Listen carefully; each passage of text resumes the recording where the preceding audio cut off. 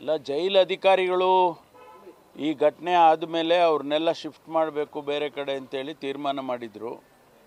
ಅವರು ಯಾರ್ಯಾರನ್ನ ಎಲ್ಲೆಲ್ಲಿ ಕಳಿಸ್ಬೇಕು ಅಂಥೇಳಿ ಅವರು ಒಂದು 8-10 ಜನರನ್ನು ಶಿಫ್ಟ್ ಮಾಡೋದಕ್ಕೆ ತೀರ್ಮಾನ ತಗೊಂಡು ಶಿಫ್ಟ್ ಮಾಡ್ತಾ ಇದ್ದಾರೆ.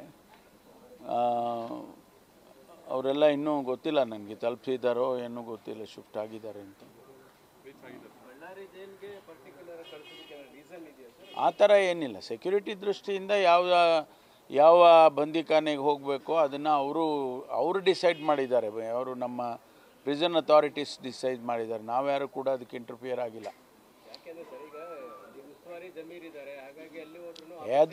ಅದಕ್ಕೇನು ಸಂಬಂಧ ಇದೆ? ಯಾವ ಜಿಲ್ಲೆಗೆ ಹಾಕಿದ್ರು ಅಲ್ಲೊಬ್ಬರು ಉಸ್ತುವಾರಿ ಇದ್ದೇ ಇರ್ತಾರಲ್ಲ, ಅದಕ್ಕೂ ಸಂಬಂಧ ಇಲ್ಲ. ಯಾರೇ ಇದ್ರೇನಂತೆ, ಯಾರಿದ್ರೂ ಕೂಡ ಕಾನೂನಿನ ಪ್ರಕಾರ ಏನು ಕ್ರಮ ತಗೋಬೇಕೋ ಅದನ್ನು ತಗೊಳ್ತೀವಿ. ಅದನ್ನು ಯಾರು ಅವರು ಉಸ್ತುವಾರಿ ಇದ್ದಾರೆ ಅದಕ್ಕೋಸ್ಕರ ಏನೋ ಆಗಿಬಿಡ್ಬೋದು ಅನ್ನೋದೆಲ್ಲ ಸತ್ಯಕ್ಕೆ ದೂರವಾಗಿರ್ತಕ್ಕಂಥ ವಿಚಾರ. No, that the prison authorities, it is their job.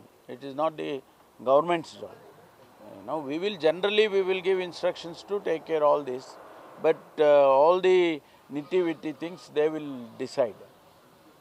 They will have to take responsibility and take care. Hopefully there will be no lapses in Bellary. Yes, that is what we are hoping.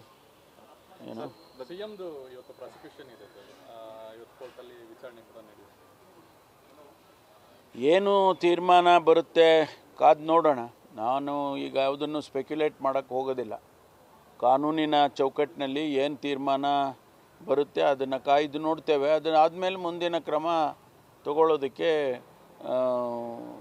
ಮುಖ್ಯಮಂತ್ರಿಗಳು ಮತ್ತು ನಮ್ಮ ಕಾನೂನು team ಏನಿದೆ, legal team, ಅವರೆಲ್ಲ decision ತಗೊಳ್ತಾರೆ. Sir, Governor has sent back around 11 bills back to the government. You had passed in the recent assembly as well. How do you see this, sir? No, some of them there are certain clarifications sought by the governor, and that we will send it back to them with the clarifications. Then we will see what happens. Is it another political tussle because sending back bills looks bad on the Rajya? No, I don't see any political thing, but if there is a political angle to it, and we will handle it politically. But if there is only purely certain clarification need to be addressed, we will do that. In spite of all that, if there is rejection again or sent back to government, then we will see what best we can do. So, and another issue in Koppal district, SDPI has filed a complaint with station Koppal inspector. There are few Hindu symbols on the light lamps, where the street lamps.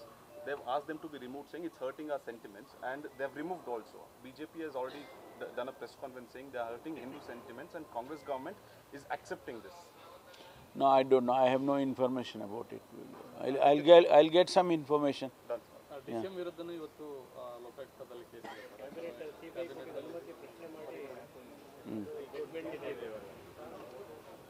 ಅದು justice Somashekar ಅವರ ಮುಂದೆ ಬರ್ತಾ ಇದೆ ಅಂತೇಳಿ ಪೇಪರಲ್ಲಿ ಓದಿದೆ ನಾನು.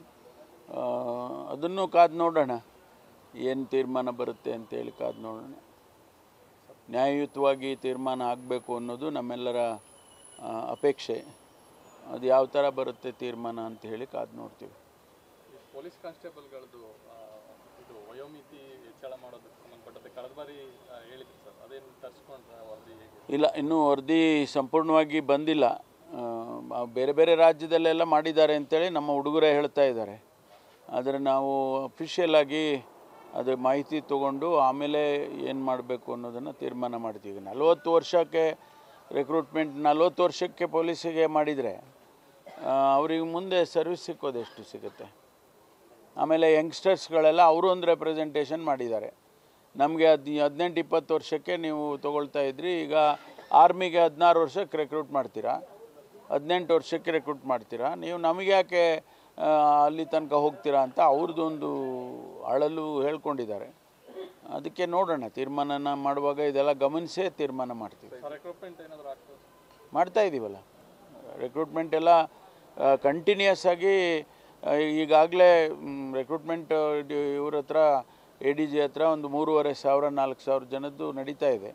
ಹಂತವಾಗಿ ಮಾಡ್ಕೊಂಡು ಹೋಗ್ತಾ ಇರ್ತೀವಿ. It's A continuous process. Retire ಆಗ್ತಾನೆ ಇರ್ತಾರೆ. ಒಂದು ವರ್ಷಕ್ಕೆ ಏನಿಲ್ಲ ಅಂದರೆ ಒಂದು 2,000, 2,500 ಅಥವಾ 3,000 ಕೂಡ ಕೆಲವು ಸಂದರ್ಭದಲ್ಲಿ ರಿಟೈರ್ ಆಗ್ತಾರೆ. ಆ ಸಂದರ್ಭದಲ್ಲಿ ಅದನ್ನು ನಾವು ರಿಪ್ಲೇಸ್ ಮಾಡಲೇಬೇಕು. ಅದನ್ನು ಫೈನಾನ್ಸ್ ಡಿಪಾರ್ಟ್ಮೆಂಟಿಂದ ಕ್ಲಿಯರೆನ್ಸ್ ತೊಗೊಂಡು ಮಾಡ್ತೀವಿ. So is it a crucial day for both CM and DCM because both of their cases are coming up in the High Court today? No, we are very confident that it will be, the justice will be,